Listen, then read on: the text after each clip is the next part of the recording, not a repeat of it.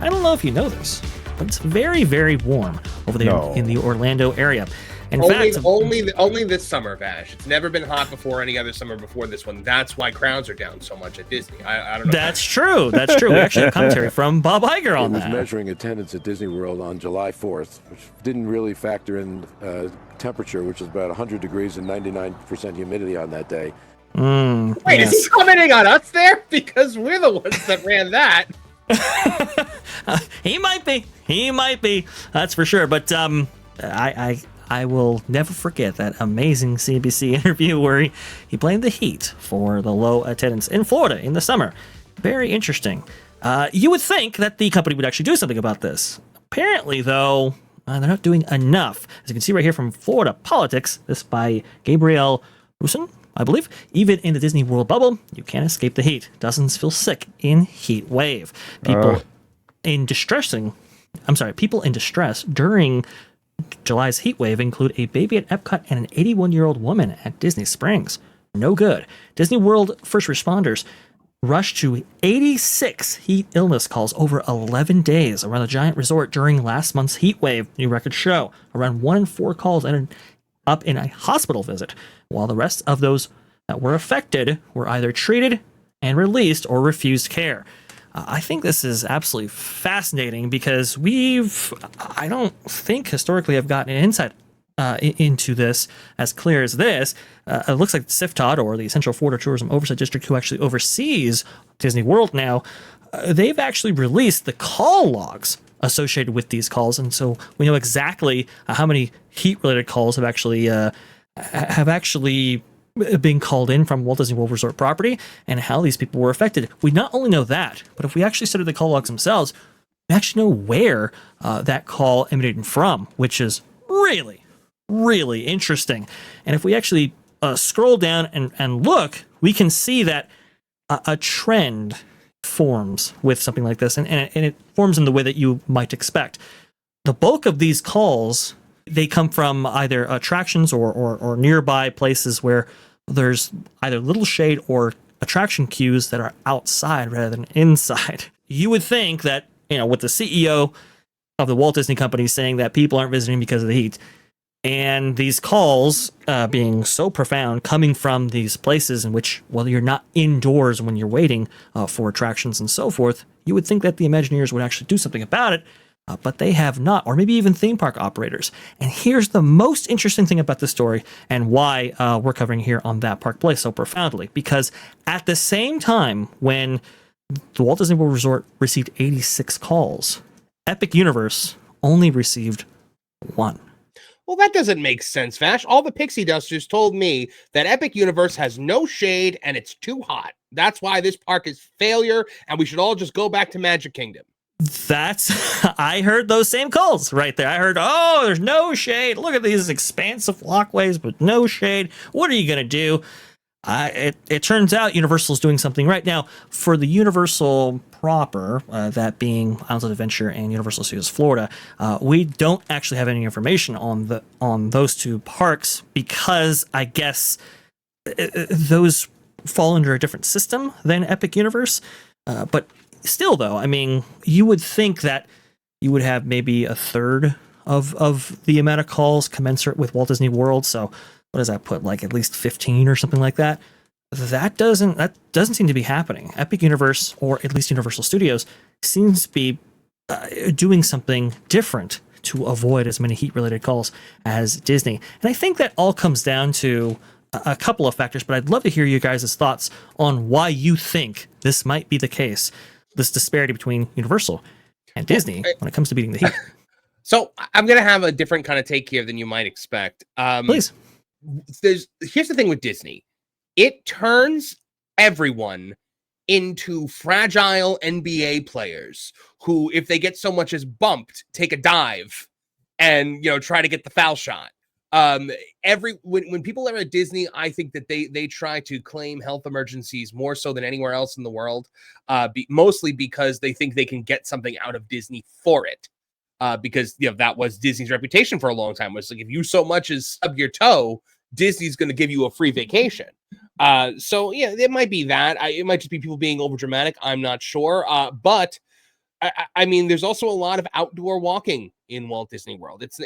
Universal Epic Universe has got a lot of indoor locations, maybe more so. I'm not 100% sure. Like summers in Central Florida is a nonstop scurry between air conditioning to air conditioning, and especially like Animal Kingdom, it always feels way hotter than it is anywhere else. Animal Kingdom's brutal. That is a brutal park to traverse in the middle of August. That I can tell you from firsthand experience, not just once, but twice. Ooh, that's really tough right there. Culture, does it just come down to design differences between maybe Universal Creative and Imagineering? I mean, we know Imagineering is obsessed with shape language, but it looked. I would say that Universal might be a little bit more accommodating in this regard, or at least place an emphasis on let's have as many indoor queue spaces as possible. I understand that that's not a hard and fast rule across property, but I think with Epic Universe, at least with the big attractions, I don't recall many of them being outdoors. Obviously, you have like Crystal Werewolf in Dark Universe, and then you have definitely Isle of Berk with some outdoor queues. But I think the rest are a lot of them being indoors.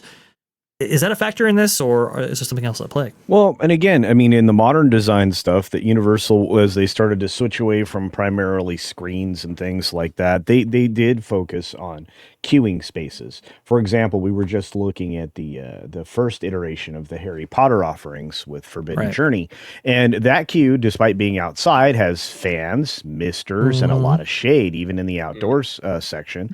And by the time you get indoors, that queue's nice and lengthy and in air conditioning and yet entertaining.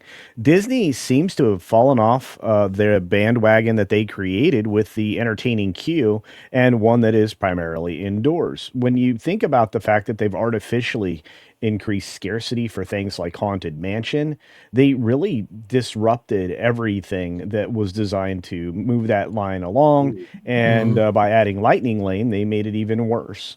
So you really weren't supposed to be standing in the sun very long while waiting for Haunted Mansion. Now, that's a very good in point. an Omnimover attraction that never stops, or should very rarely stop unless there's a disabled guest, you're standing still in the sunlight until you make it to the awning, if you're lucky enough to do that. And now it's stifling in that area because, as we noted just a few weeks ago on this very program, there weren't like giant fans, misting systems, or anything that was designed to aid you in a positive way. Chef Eddie just pointed something out in the chat that I highlighted because all the alcohol at Disney World is dehydrating people. That actually might be a thing.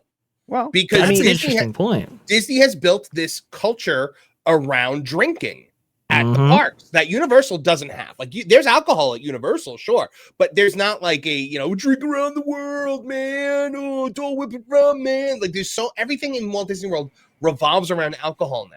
And if people are drinking in Walt Disney World more, and I would love to see a statistic on how many alcoholic beverages are purchased at Walt Disney World versus Universal, because I'm sure it's a massive difference. I think you're right, because you have what multiple bars in each resort now. You have what is it? Bars right outside of attractions like Pirates of the Caribbean, for example. I mean, the proliferation. They ruined the Grand Floridian lobby with a bar. It's there you go. Bars everywhere. Well, and again, I will play a little bit of defense because Universal also has alcohol available. It's just not a cultural difference, I think. Well, exactly, because it's not Universal pushed. doesn't Universal's not like come get crunk. Yeah, no, and I think that's a problem that they leaned into because of the locals that were pounding Epcot every weekend to get pounded. So it's a weird situation there. But that is true, especially at Epcot where there isn't sufficient shade and you're constantly being assaulted by alcoholic beverages. But I look at the design for the various areas, and one of the things that Universal's guilty of is adding shade when they bring in something new. So you know what? I think that there will be more shade added to the entrance area when they redo Rip Ride Rocket into something different. So I think Universal at the same time will take the opportunity, just like they did over at the Jurassic Park World, whatever the heck they call that thing now. That area of the park got a ton more shade when they put in Velocicoaster. Am I wrong? No. a large indoor queue for sure for that specific attraction. And now with the overgrowth in that area, it is definitely shadier for sure. But guys, I think the biggest thing, the difference maker between these two resorts is the proliferation of freestyle machines. Instead of putting bars everywhere, Universal's like, we're going to put freestyle machines everywhere and then offer a kind of this drink program in which people can actually use those. Let's say, I think it's like 14 or something per day in order to use those. I can tell you because I do it all the time. It's about $13 a day. If you're an annual pass holder, you get a discount on it, and it's about $11 a day to just refill. And when my wife and I went to Epic Universe, we filled that cup up 12 times. Absolutely. And it's not just Coke products, which can be dehydrating. You also have Powerade in there to get your electrolytes in. Even if you didn't purchase the cup, I mean, Disney has obviously free water cups. They typically come in like a little tiny Dixie cup. At Universal, you can go to the freestyle machine and refill your entire water bottle for free. And that's a fantastic point, and you can fill it with ices and all kinds of stuff. I mean, with those, even if you don't buy the cups, like Marvin was saying, you can still take advantage of getting rehydrated via water and everything else with those freestyle machines practically being everywhere except for obviously the Harry Potter locations.